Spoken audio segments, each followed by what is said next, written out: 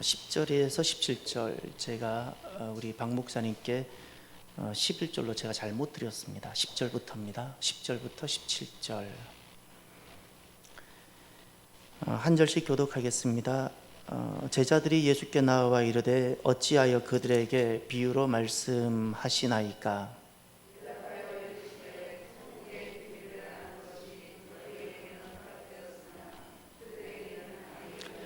무릇 있는 자는 받아 넉넉하게 되되 없는 자는 그 있는 것도 빼앗기리라.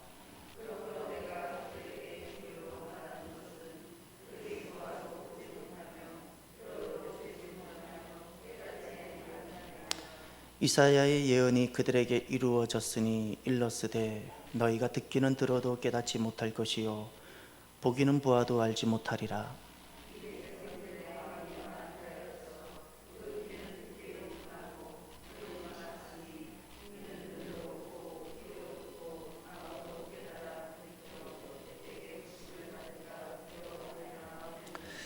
그러나 너희 눈은 봄으로 너희 귀는 들음으로 복이 있도다. 많은 선지자와 의인이 너희가 보는 것을 보고자 하여도 보지 못하였고 너희가 듣는 것을 듣고자 하여도 듣지 못하였느니라. 아멘. 오늘 예배 후에 식사가 있고 또 김장이 있을 예정인데 이렇게 김장으로 섬겨주셔서 감사드립니다.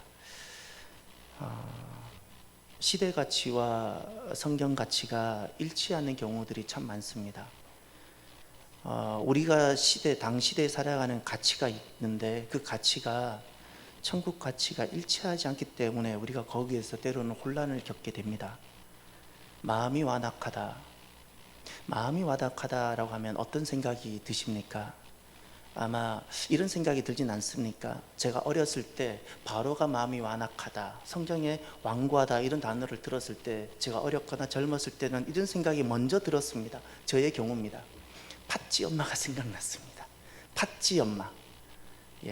팥쥐 엄마가 생각이 났고, 여러분은 어떻습니까? 혹시 마음이 완고하다 그러면 보험금을 노리고 누구 가족이든 남편이든 살해하는 어떤 사건이 떠오릅니까? 아니면 자녀를 학대하는, 그리고 어떻게 하는 어떤 우리 매스컴에서 들었던 어떤 사건들이 등장하거나 생각이 납니까? 마음이 완악하다는 것이 무엇일까요? 실은 제가 방금 말했던 이 모든 것은 용서가 가능합니다. 잊지 마세요.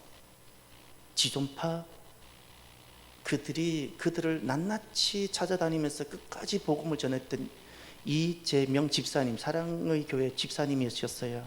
그분이 남긴 책이 있는데 낙엽이 지기 전에 생명인가요? 그건데 결국 한 사람 한 사람 다 회심하고 돌아와서 주님께 돌아갔어요. 여러분, 지존파도 다 용서가 됩니다. 다시 시작할 수 있습니다. 주님께 돌아올 수 있습니다. 그래서 우리가 완악하다는 것을 시대 가치로 이해하면 안 됩니다. 하나님께서 보실 때 마음의 완악함이란 도대체 무엇일까요? 우리는 지존파 같은 사람, 팥쥐 엄마 이렇게 생각을 합니다. 이제 오늘 말씀을 보십시오. 제자와 무리들이 등장합니다. 10절에 제자들이라고 들어가죠. 우린 지난 수요일 날 오늘 본문을 중심으로 앞에 있는 씨 뿌리는 비유와 오늘 본문 이어서 나오는 주님께서 씨 뿌리는 비유의 설명, 해석을 우리가 말씀을 들었습니다. 오늘 본문은 그 사이에 있는 겁니다. 근데 오늘 본문이 자리하게 된 이유는 제자들의 질문입니다.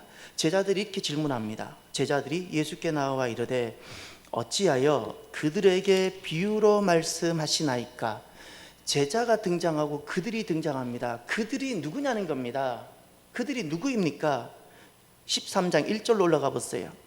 그날 예수께서 집에서 나가사 바닷가에 앉으심에 큰 무리가 그에게로 모여들거늘 예수께서 배에 올라가 앉으시고 온 무리는 해변에 서 있더니 예수께서 비유로 여러 가지를 그들에게 말씀하여 이르시되, 그들이 누구죠? 해변가에 서 있는 무리들, 해변가에 서 있는 무리들입니다.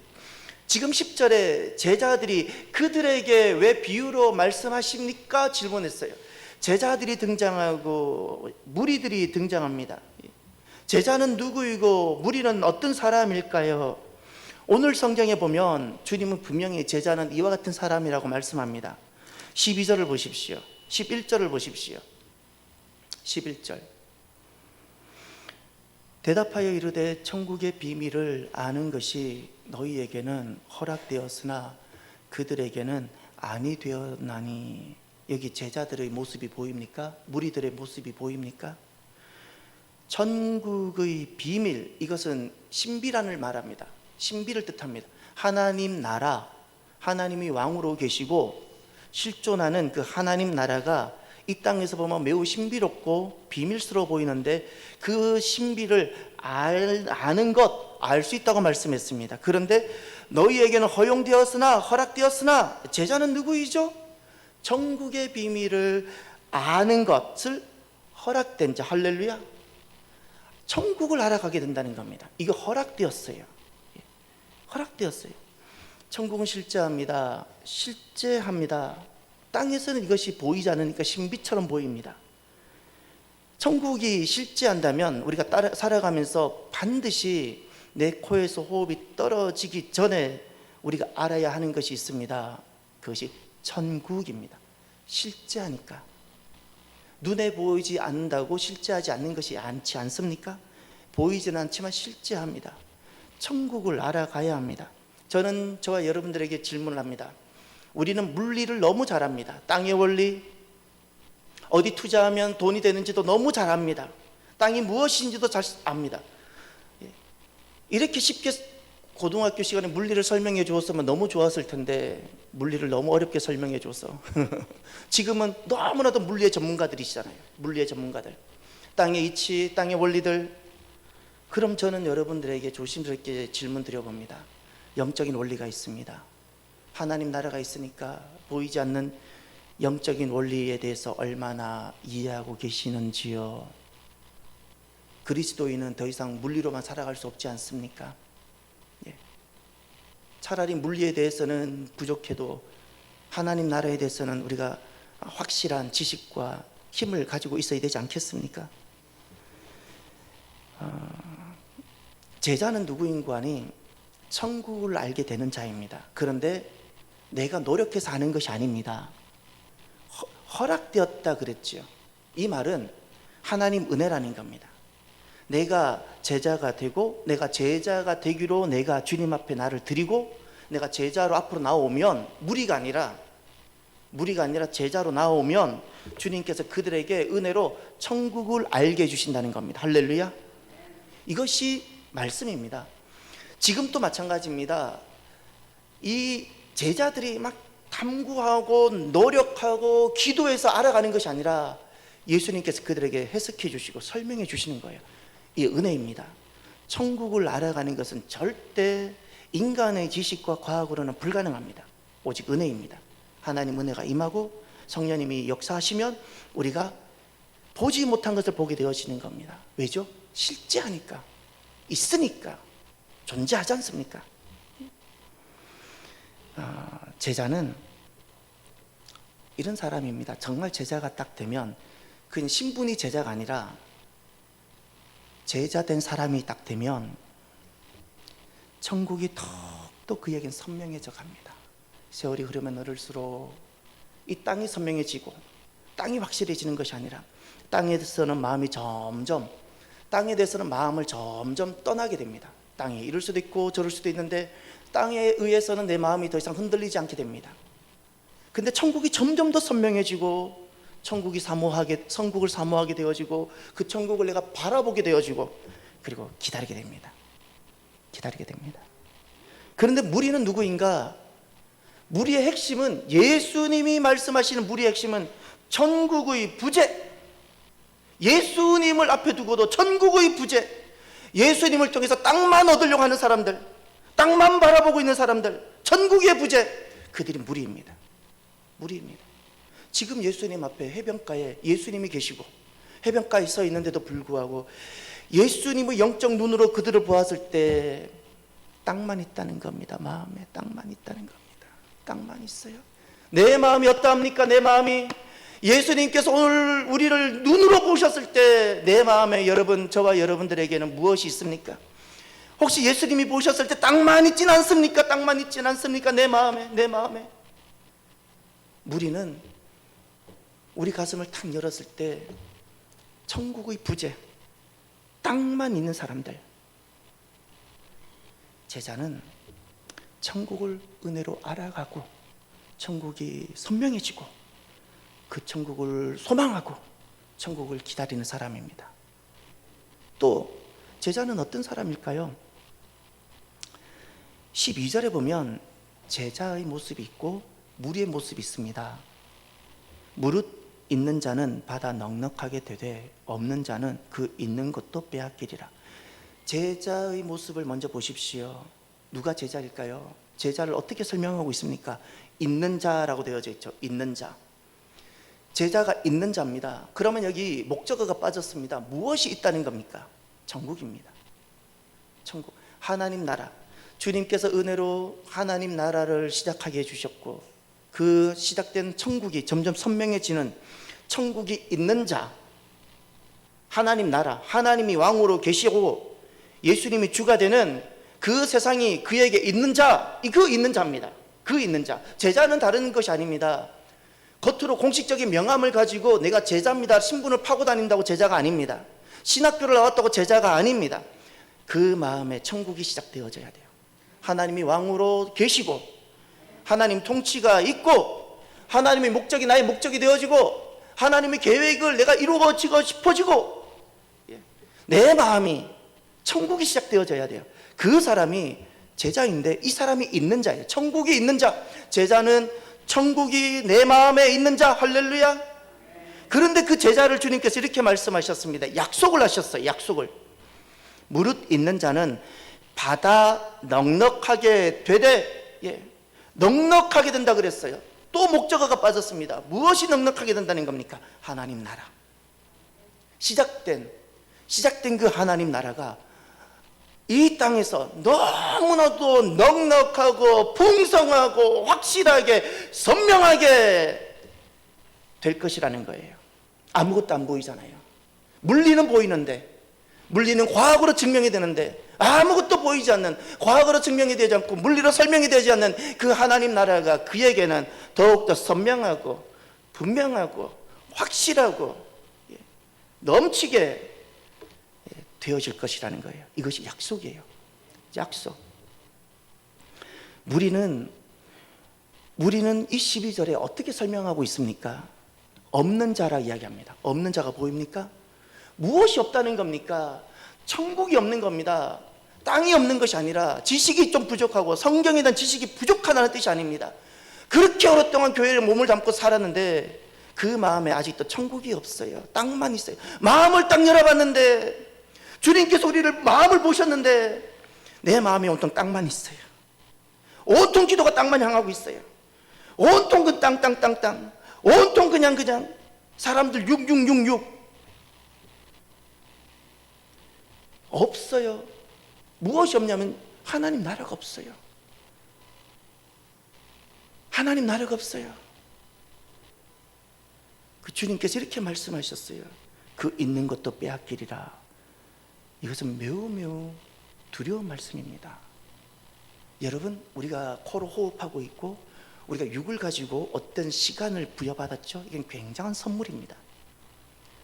저나 우리가 얼마의 호흡이 남아있고 얼마의 시간이 남아있는지 모르지 않습니까? 이 남아있는 동안 여러분, 없는 자에서 있는 자가 될 수 있는 기회가 되셔야 됩니다. 우리가 땅을 얼마나 가지면 의미 있는 인생이 되겠습니까? 얼마나 남들보다 잘 살면 나는 있는 자가 될 것 같습니까?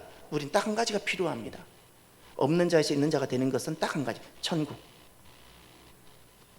우리 마음을 딱 열었을 때 내 안에 그때 주님이 계시고 하나님이 왕으로 계시고 내 안에 천국이 있어야 됩니다. 그러면 내가 코로 호흡하는 동안, 내 이 호흡이 얼마가 남았는지 모르겠지만 이 코로 호흡하는 동안 내 시간이 얼마나 남아있을지 모르지만 나는 가장 잘 산, 가장 의미 있는 인생이 됩니다. 무리는 그 있는 것도 빼앗긴다 그랬죠. 우리에게는 세 가지 부재가 있습니다. 있는 것도 빼앗긴다 그랬어요. 세 가지 부재. 첫 번째, 하나님의 통치의 부재. 예수님을 눈앞에 두고도 하나님의 통치가 없어요. 몸은 교회로 나왔는데 하나님의 통치가 없어요. 이 통치의 부재에 딱 따르는 인생은 누구인가? 수고하고 무거운 짐진 자. 항상 고난만 있고 기쁨은 없고 그냥 수고로움만 있고 마치 딱 이런 거예요. 세상으로 말하면 애비 없는 자식, 단 한 번도 평안하지도 않고 불안해서. 이게 하나님의 통치의 부재. 두 번째, 어떤 부재가 있는가? 하나님의 평강의 부재. 천국은 하나님 나라이기 때문에 어떤 상황 속에서도 내가 기쁨이 있고 평강이 있고 감사가 있고 충만이 있는데, 이 무리는 무엇은 부재가 있는 거 아니? 평강의 부재입니다. 그러니 여기에는 항상 성전에 나왔는데도 염려가, 기도를 하는데도 걱정이 되고, 주님을 찾는데도 불안하고, 염려 걱정. 세 번째, 이 무리에게는 어떤 부재가 있는가? 하나님의 완전함의 부재입니다. 하나님께서 우리를 인생을 인도하시고 경륜하시는 것이 얼마나 완전하고, 부모인 내가 내 자녀를 이끄는 것보다 하나님의 그 인도하심이 더 완전하다는 그 부재가 있어요. 부재. 하나님의 완전함이 부재예요. 그런 여기에는 항상 불안만 있습니다. 항상 몸이 아플까? 내가 잘 안 될까? 항상 여기 가면 불안할까? 여기 가면 사고 날까? 불안. 왜죠? 하나님의 부재 때문에. 천국이 없잖아요. 천국이. 차 타면 사고 날까? 불안. 비행기 타면 떨어질까? 불안. 하나님 어디 계시죠? 내 마음에 하나님 계셔야죠.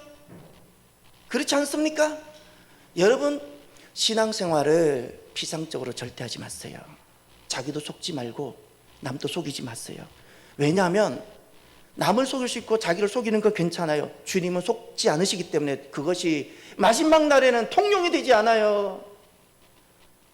내가 거꾸로 다 적용시켜 보세요. 나는 불안함, 어떤 부분에 불안함이 있는지, 나는 내가 무엇을 지독히 염려하고 걱정하고 있는 부분이 있는지, 나는 마치 애비 없는 고아처럼 그렇게 이 세상 속에 덩그러니 혼자 살아가고 있는 자인지, 이것이 우리가 갖고 있는 대표적인 모습들입니다. 하나님의 부재 때문에 나타나는 현상들. 그러면 돌아오셔야 돼요. 회개하고 내 코에 호흡이 남아있는 동안은 기회입니다. 너무나도 귀한 선물입니다. 이때 돌아오셔야 됩니다. 주님은 분명히 말씀합니다. 교회 안에 얼마나 불신자가 많은지를.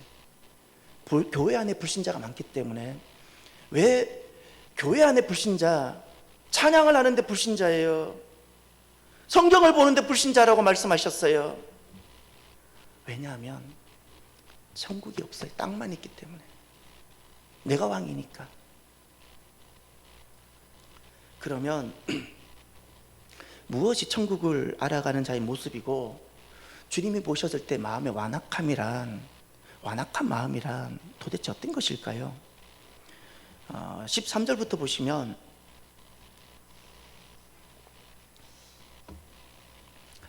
그러므로 내가 그들에게 비유로 말하는 것은, 비유로 말씀하셨어요. 지금 씨 뿌리는 비유, 이 마태복음 13장에 하나님 나라에 대해서 7가지 비유가 있었다고 지난 시간에 우리가 함께 보았죠. 첫 번째 비유가 먼저 선포가 되었어요. 씨 뿌리는 비유. 비유로 말하는 이유, 여러분, 비유라는 것은 이런 겁니다. 비유는 나도 알고 너도 아는 땅의 이야기입니다. 땅입니다. 비유는 땅으로 하늘을 깨닫게 하는 것이 비유입니다. 하늘은 보이지 않지 않습니까? 근데 땅은 우리가 잘 알잖아요. 물리의 원리. 이 땅으로 하늘을 설명하고 하늘을 깨닫게 하는 것이 바로 비유입니다. 그런데 오늘 다시 13절을 보십시오. 그들이 보아도 보지 못하며 들어도 듣지 못하며 깨닫지 못함이니라. 우리 개역 개정판에는 이렇게 말씀을 하고 있으니까 우리가 조금 깨닫지 못하게 했다라고 이렇게 느껴지는 것 같지만, 그래서 영어 성경이나 원어를 보시면 도움이 되는데, NASB를 보면 깨닫지 못하기 때문이다가 이야기되어 있습니다. 깨닫지 못하기 때문이라고. 아무리 예수님이 앞에 계시고 예수님이 그렇게 말씀하심에도 불구하고 들어도 못 깨닫는 거예요. 듣지 못하고 보고도 못 보는 겁니다. 왜 보고도 보지 못하고 왜 들어도 듣지 못할까요? 그것을 깨닫지 못한다는 것은 지식이 부족하다는 뜻이 아닙니다. 주님께서 말씀하실 때 깨닫지 못한다, 깨달았구나 말씀하실 때는 지식의 유무, 병중이 아닙니다. 보고도 보지 못하고 듣고도 듣지 못하기 때문에 깨닫지 못한다는 겁니다. 그러면 왜 보고도 보지 못할까요? 보고도 왜 보지 못할까요? 어디를 보시냐면 15절을 보세요. 이 백성들의 마음이 완악하여 져서 그 귀는 듣기에 둔하고 그 다음 무엇이라고요? 눈은 감았으니. 왜 보고도 보지 못할까요? 눈을 감고 있으니까. 눈을 감고 있으니까. 주님께서 보실 때는 너는 왜 눈을 감고 있니? 너는 왜 눈을 감고 있니? 또 왜 듣고도 듣지 못할까요? 15절 또 말씀하고 있죠. 그 귀는 어떻다고요? 듣기에 둔하다 그랬어요. 왜 너는 귀를 닫고 있니?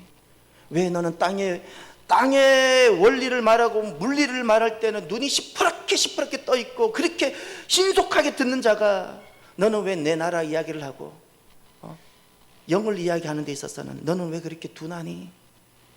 너는 왜 둔하니?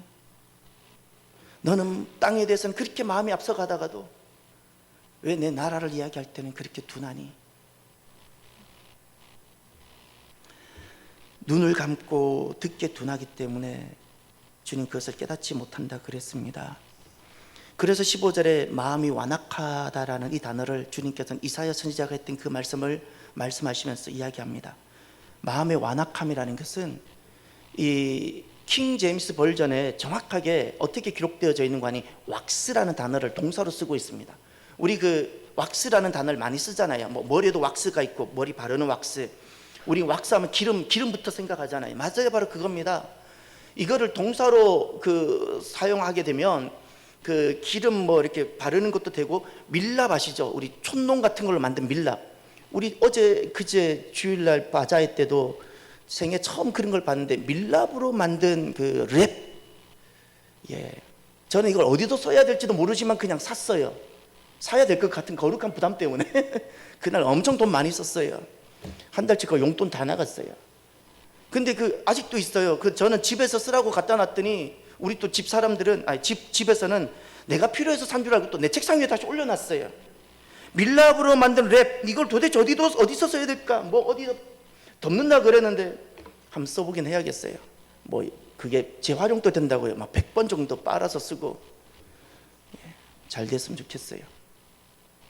이 마음의 완악함이라는 것은 바로 그겁니다. 밀랍입니다. 내 마음이 나라는 존재가 촛농 같은 밀랍으로 딱 포장이 딱 이렇게 똘똘똘똘 둘러싸고 있는 거예요. 씨가 떨어져야 되는데 씨 뿌리는 비유 말씀 씨가 떨어져야 되는데 이 밀랍으로 똥똥똥똥 이렇게 다 발려져 있어서 씨가 안 들어가요. 이게 마음의 완악함이에요. 팥쥐 엄마가 완악한 자가 아니고 말씀의 씨가 떨어졌는데 뿌리를 내리질 못해요. 이게 완악함이에요. 완악함. 그래서 거기 한번 보세요. 19절을 보십시오. 지난 시간에 한번 언급했던 말씀인데 아무나 천국 말씀을 듣고 어떻다고요? 깨닫지 못한다 그랬죠. 보고도 보지 못하고 듣고도 듣지 못해요. 왜죠? 마음이 무엇으로 칭칭 감겨져 있어요? 밀랍. 내 마음이 왁스로 밀랍되어 있는 거예요. 그랬더니 어떻게 됐어요? 악한 자가 와서 그 마음에 뿌려진 것을 어떻다고요? 빼앗았다. 예, 빼앗았다. 사랑하는 성도 여러분, 저와 여러분들이 복 있는 제자가 되길 바랍니다. 오늘 본문에 예수님께서 복을 말씀하셨어요. 16절을 보십시오. 16절. 이 말씀을 딱 사모하시길 바랍니다. 그러나 너희 눈은 봄으로 너희 귀는 들음으로 복이 있도다. 제자, 신분이 제자가 아니라 그 마음이 주님을 따르는 제자인 사람들은 천국의 비밀을 아는 것이 허락된 자이고, 있는 자, 천국이 그 마음을 열면 땅이 있는 자가 아니라 마음을 열면 천국이 있는 자이고, 세 번째, 제자는 누구일까? 제자는 복이 있도다 사람입니다. 할렐루야. 복이 있도다, 복이 있도다. 여러분은 무엇을 복이라 여기세요? 왜 우리가 예수님 믿으면서 혼란에 많이 빠지냐면, 세상에서 복을 말합니다. 세상에선 땅을 복이라 말하잖아요. 그렇죠? 근데 단 한 번도 주님은 땅으로 복을 말씀하진 않으셨어요. 예. 땅은 덤으로 두세요. 땅은 덤으로. 땅은 하나님이 계시다는 반증으로 우리에게 주시는 거예요. 주님 나라 위에서 우리에게 기회로 주시는 것이에요. 땅이 목적일 수 없어요. 우리는 무엇이 복인가? 들음이 복이에요. 봄이 복이에요. 하나님 나라를 보는 것이 복이고, 말씀이 들려지고 밀랍된 이 마음이 확 풀어져서 말씀이 내게 드디어 막 들리고, 내게 마음의 말씀이 새겨지고, 물리로도 보이지 않고 과학으로도 보이지 않는 하나님이 내가 느껴지고 보여지고, 하나님을 경험하게 되는 것이 복입니다. 이게 복이라고요. 이 복이 있기를 바랍니다. 이 복이 분명히 있습니다. 지난 날에도 있었고 지금도 있고, 지금도 이 복 가운데 있는 사람들이 있습니다. 아무리 교회가 약해졌을지라도 분명히 믿음을 지키고 이 복 가운데 가는 사람들이 있습니다. 그들이 저와 여러분이 되기를 바랍니다. 그래서 17절을 보십시오. 이게 무슨 말씀인고 하니, 내가 진실로 너희에게 이르노니 많은 선지자와 의인이 너희가 보는 것을 보고자 하여도 보지 못하였고, 너희가 듣는 것을 듣고자 하여도 듣지 못하였느니라. 여러분, 명함이 중요치 않아요. 선지자라는 명함, 남들이 당신은 정말 의인이구나, 의인입니다 라고 말하는 신분증이 중요치 않아요. 내가 지금 보여지느냐는 거예요. 내가 지금 말씀이 들려지느냐. 아멘인가요? 그 사람이 복입니다. 그 사람이 복이라고요.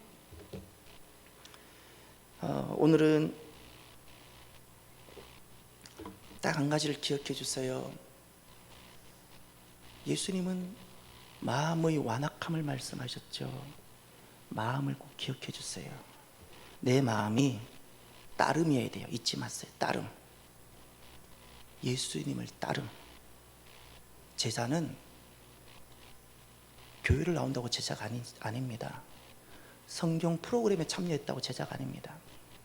그의 마음이, 그가 어떤 신분이든 목사든 성도든 그의 마음이 전적으로 주님을 따르는 따름이어야 됩니다. 따름이어야 돼요. 이 사람이 제자인데 왜 이것이 중요한 거니? 중립지대가 없지요. 내가 주님을 따르지 아니하면 다른 것을 따르는데 그것을 주님은 완고함이라 불러요. 제자가 되지 못한 모든 마음이에요. 제자가 되지 못한 모든 마음. 내 삶의 태도가 전적 드림이어야 합니다. 전적 드림. 그 신앙생활을 우리가 알바나 파트 개념으로, 성도들 모습을 보면 알바나 파트 개념으로 신앙생활하는 경우들을 보게 됩니다. 시간 나면 봉사하는 겁니다. 시간 나면. 여기에는 주님을 따름이 없습니다. 주님을 따름이 없어요. 왜냐하면 내가 시간 날 때 좀 이렇게 도와주는 거예요. 아직도 내가 왕인 거예요. 제자 아니에요. 제자는 주님이 왕이셔야 돼요. 알바나 파트 개념은 무리일 뿐입니다. 마음을 열면 여전히 내가 있고 땅만 있는 겁니다. 마음을 탁 열었을 때 천국이 있어야죠. 주님이 계셔야죠. 또 우리 신앙생활 하는 데 있어서 삶의 태도가 직업 개념이면 안 됩니다. 직업이라는 것은 이익이 중요한 거죠. 교회를 나오거나 내가 성도들을 만나는 것이 내 이익의 문제여서는 아니 되는 겁니다. 이것은 신앙과는 관계없습니다. 신앙과는. 내 삶의 태도가 완전한 드림이 되어져야 돼요. 이것은 성도들은 자주 그런 이야기를 합니다. 그것은 목회자나 선교사들에게 해당되는 것 아닙니까? 아니요, 천국에 해당되는 겁니다. 제자에게 해당되는 거예요. 여러분, 제자, 천국에 해당되는 거예요. 정말 주님을 만났나요? 정말 주님을 만나면 나 자신을 주님께 완전히 드리고도 더 드리고 싶어져요. 신분과 직분과 관계없이 내가 어느 모습으로 부름을 받았든지 내가 주님을 만나고 나면, 내 안에 천국이 시작되고 나면 그 천국을 완전히 지향하게 되고 주님께 모든 것을 드리고 싶어져요. 더 드리고 싶어져요. 전에는 계산을 하면서 주판을 튕겨가면서 이익을 따져가고 나름 내일을 계산해가면서 살아갔는데 그 부분을 주님께 딱 맡기고 가게 됩니다. 왜죠? 주님이 내 왕이시잖아요. 주님이 내 왕. 소유권 이양 작업이 내게 있어야 돼요. 소유권 이양 작업이 되지 않으면 내 마음을 탁 열었을 때 여전히 나는 내가 있고 땅만 있게 될 겁니다. 하나님께서는 무엇을 귀하게 여기시는가? 사람들은 겉으로 드러나는 어떤 섬김, 어떤 누군가를 통해서 대단한 어떤 성과가 나타나면 사람들은 그가 대단하다고 말합니다. 하나님은 마음을 보시는데 그의 마음이 전적인 드림인가를 보세요. 아무것도 이뤄내지 못한 것 같은 한 선교사님이 엄청난 일을 많이 한 것 같은 섬김을 보여주는 그것보다 더 하나님은 그것을 귀하게 여기십니다. 왜죠? 드림이니까. 잊지 마세요. 완전한 드림입니다. 교회는 언제 타락하는가? 전적 드림이 없는 사람들이 그들의 가치로 교회를 이끌어 가려 할 때, 그리고 교회를 판단할 때, 천국이 없는데 땅 위의 원리만 있는데, 그럴 때 교회는 땅으로 타락합니다. 잊지 마세요. 교회는 하늘이 되어져야 되는데 물리만 가지고, 물리의 법칙, 땅의 원리, 전적 드림이 있게 되어지면, 내가 주님을 따르면 하늘이 시작되어지는데, 이 하늘로 교회를 섬겨야 되는데 물리로만 섬겨요. 물리로만. 그래서 교회를 타락시키는 겁니다. 교회를 타락시켜요. 우리가 마지막 날 주님 앞에 서게 되면 많은 역전이 일어날 겁니다. 저는 그렇게 생각합니다. 이 성도는 이렇게 귀하게 사역했으니까 주님께서 높이 칭찬을 받으실 거야. 그러나 마지막 날 우리가 주님 앞에 딱 서게 되면 너무나도 내 생각과 다른 많은 역전이 일어날 거라고 저는 혼자 예측해 봅니다. 근데 거의 저는 그럴 것을 믿습니다. 정말 이분은 귀해. 근데 하나님은 항상 너의 마음을 보시는데 지금도 우리 마음을 확 열어서 내 마음이 어떤가를 보세요. 내 마음이 땅으로 가득한지 아니면 하늘인지. 그런데 땅으로 가득한 그 모습으로 내가 그렇게 많은 일을 했어요? 주님과는 하등의 관계가 없어요. 주님과는 하등의 관계가 없어요. 사랑하는 성도 여러분, 마음의 완고함, 완악함이라는 이 고통스러운 단어를 통해서 저와 여러분이 주님의 제자로 돌아오는 저와 여러분이 되기를 바랍니다. 우리의 마음이 전심으로 주님을 따르고, 우리의 마음이 전심으로 주님께 헌신되어지고, 여러분 주님께 전적으로 드리고 주님께 전적으로 헌신되기 전에는 내게는 아무것도 일어나지 않은 겁니다. 죄송하지만 아무것도 일어나지 않는 거예요. 기독교적인 것은 기독교가 아니에요. 신앙적인 것은 신앙이 아니에요. 믿음적인 것은 믿음이 아니에요. 내가 전적으로 헌신해요. 내가 전적으로 주님을 따라요. 그것이 되지 않으면 나는 아직 아무것도 일어나지 않는 땅일 뿐입니다. 땅일 뿐입니다. 우리 마음엔 그저 주님만 계셔야 돼요. 내 삶의 목적, 내 삶의 이유, 오직 예수님. 아멘입니까? 그 예수님을 우리가 전적으로 따르고, 그 주님께 나의 주이시잖아요. 내 아버지잖아요. 그 주님께 우리를 전적으로 드리고 헌신하는, 따르는 저와 여러분이 되기를 주의 이름으로 축원합니다. 기도합시다. 오늘 나에게 주신 말씀을 가슴에 새겨 주십시오. 그리고 내가 결단해야 될 것이 무엇인지, 하나님 앞에 응답해야 될 것이 무엇인가를 돌아보고 이 시간 함께 기도하길 원합니다. 기도합시다. 할렐루야. 하나님 아버지 감사합니다. 제자에게 하여 주시옵소서. 신분증이 아니라 정말 주님을 따름이고 주님께 드림이요, 하나님 이렇게 복된 자, 마음을 열면 천국이 시작되어 있는 천국인 자, 주여 제자에게 하여 주시옵소서. 마음을 열었을 때 땅만 있는, 온통 생각이 땅에만 있는 천국의 부재가 아니라 하나님 아버지 천국이 더욱더 선명해지고 천국을 사모하게 되어지고 천국을 바라보게 되어지고 천국을 기다리게 되는 하나님 제자이게 하여 주시옵소서. 주님 감사합니다.